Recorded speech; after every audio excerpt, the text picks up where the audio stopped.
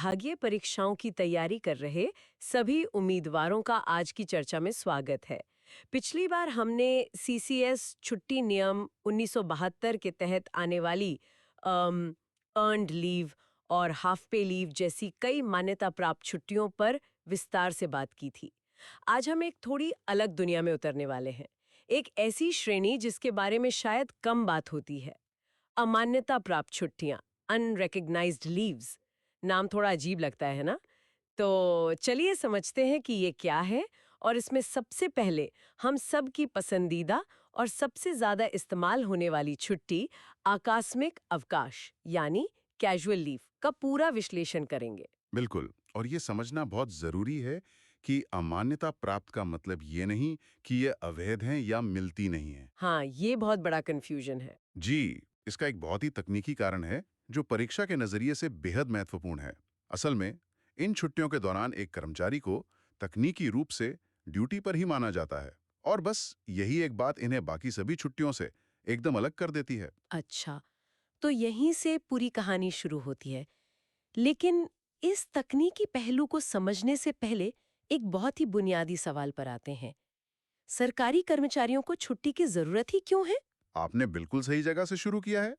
इसकी जड़ हमें मिलती है मौलिक नियमों यानी फंडामेंटल रूल्स के नियम 11 में। नियम 11। जी, ये नियम कहता है कि एक सरकारी कर्मचारी की सेवाएं हर समय चौबीसों घंटे सरकार के अधीन होती हैं। हर समय मतलब अगर इसे शब्दशः लागू करें तो कोई कभी छुट्टी ले ही नहीं सकता? सही पकड़ा आपने। अगर ऐसा होता तो कोई कर्मचारी अपने निजी काम कर ही नहीं पाता।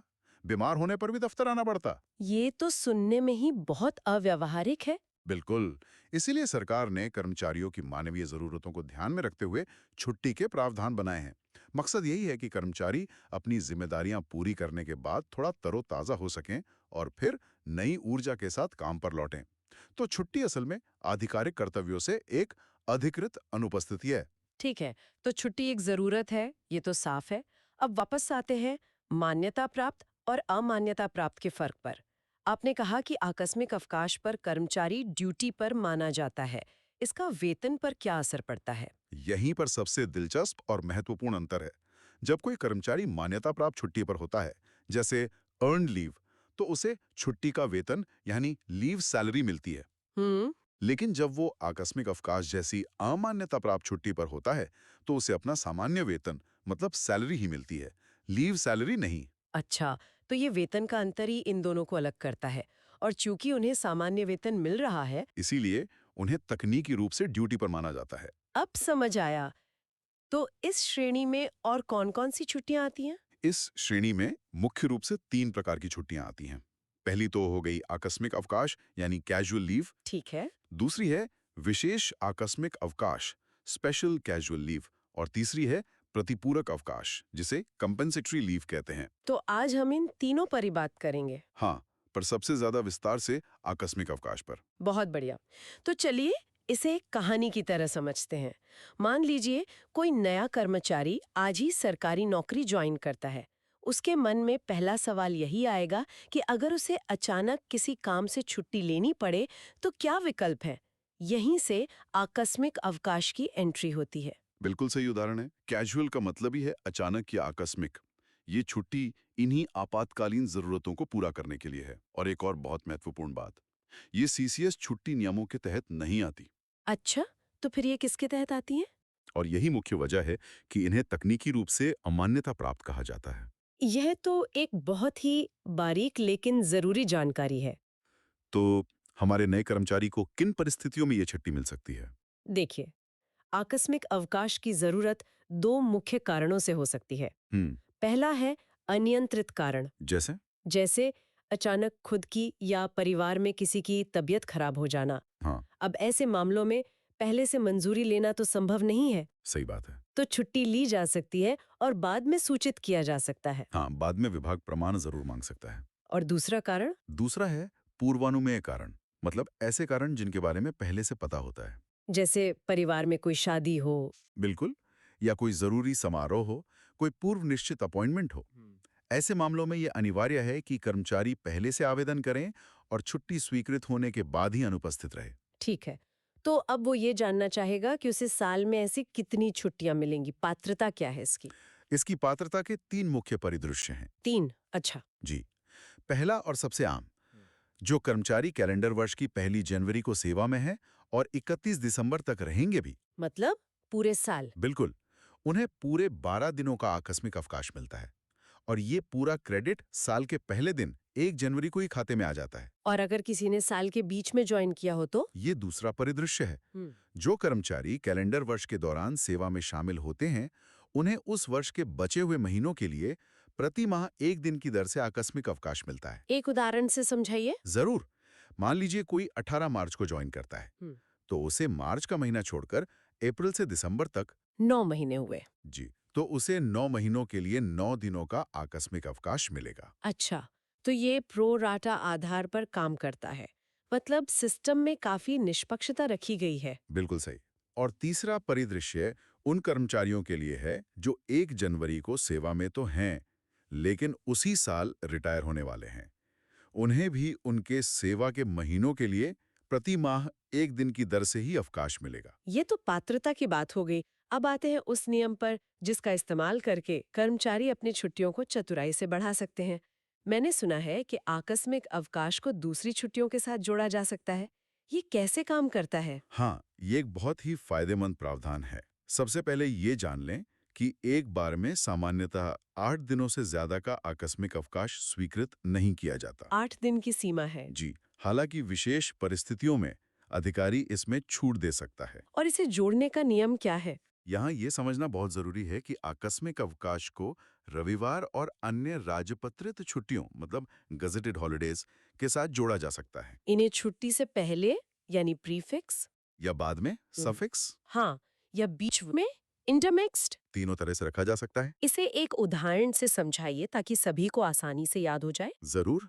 मान लीजिए कार्यालय शनिवार और रविवार यानी 12 और 13 सितंबर को बंद है और मंगलवार 16 सितंबर को भी कोई छुट्टी है।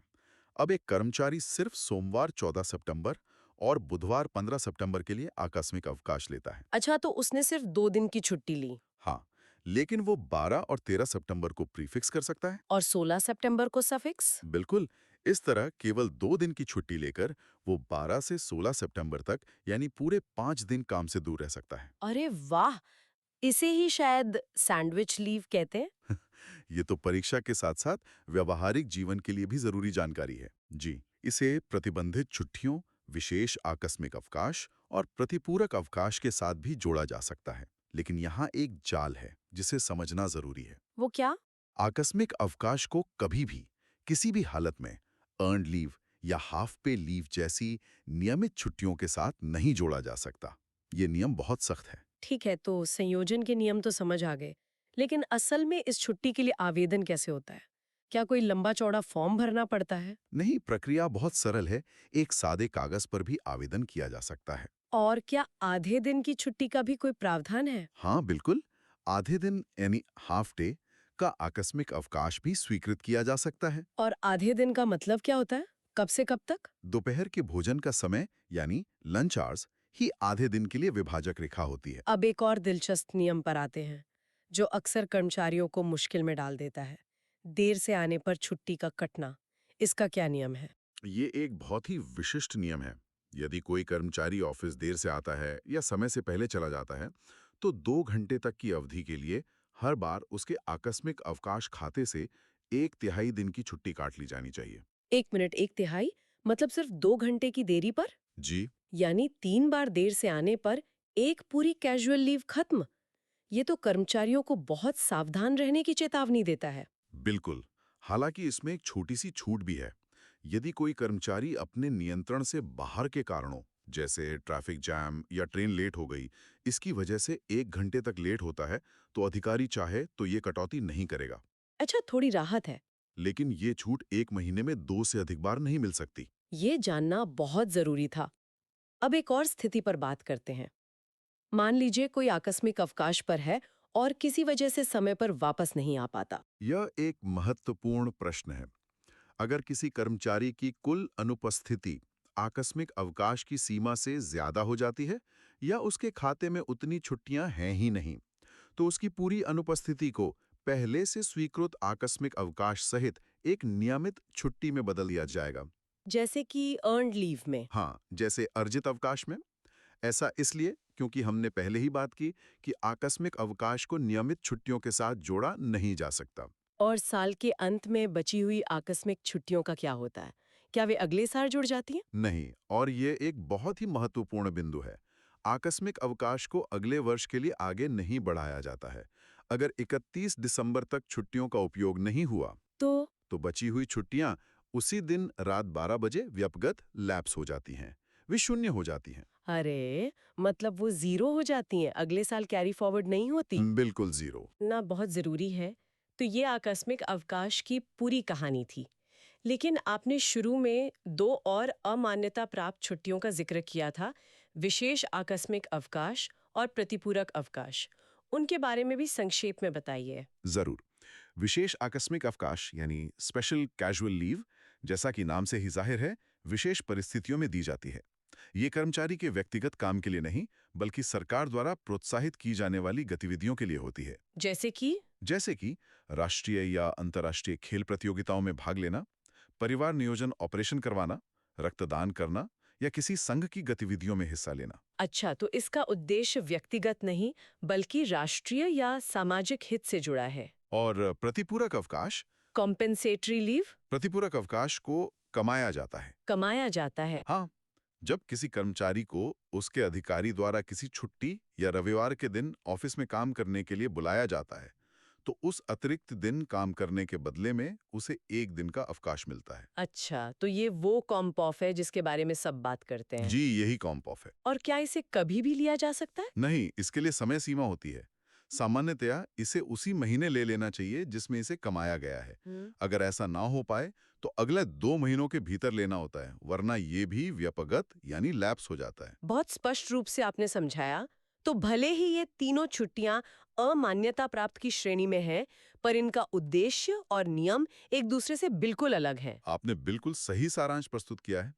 तीनों की अपनी-अपनी जगह और महत्व है। तो ये थी अमान्यता प्राप्त छुट्टियों, विशेषकर आकस्मिक अवकाश से जुड़ी सारी महत्वपूर्ण जानकारी।